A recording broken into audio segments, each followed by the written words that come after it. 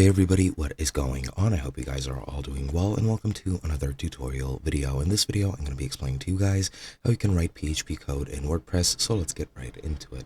Now, your site is basically made out of PHP files, which contain PHP code, which then of course modify the behavior and appearance of your site.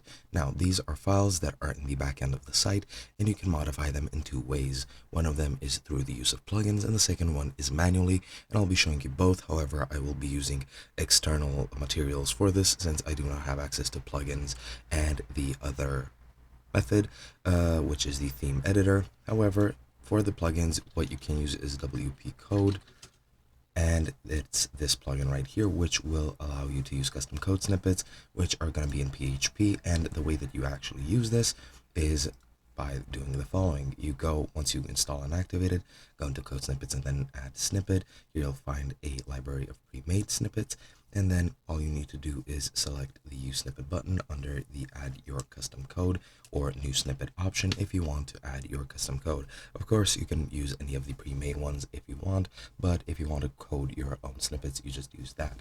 Then you just need to insert the name of your code snippet in the code preview box. Add the name and then write the code in the code preview box, and then you just need to set the code type to PHP snippet from the drop down field, and that should be it. After that, the insertion section determines how you want to add the PHP snippet, and you can use auto insert or short code, and if you use auto insert, you just have to update, and that should be it. And the short code option turns your code into a simplified version that you can copy and paste on your pages and posts. And you just need to hit the copy button and then add it to your pages or posts, and that should be it.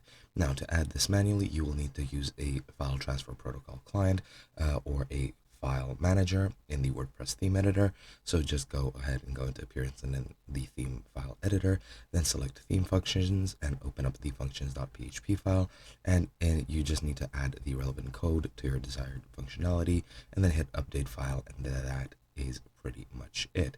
Now, to use it with a file manager such as Hostingers, you need to find hPanel for Hostinger specifically. In cPanel, you have another way to do this using their file manager. You just need to go into public HTML, then go WordPress content, or open up themes and theme folder and insert PHP functions to the functions PHP file. And once you're done with that, you just hit save, and that is basically it. Hope you guys enjoyed, and I'll be seeing you guys in another video.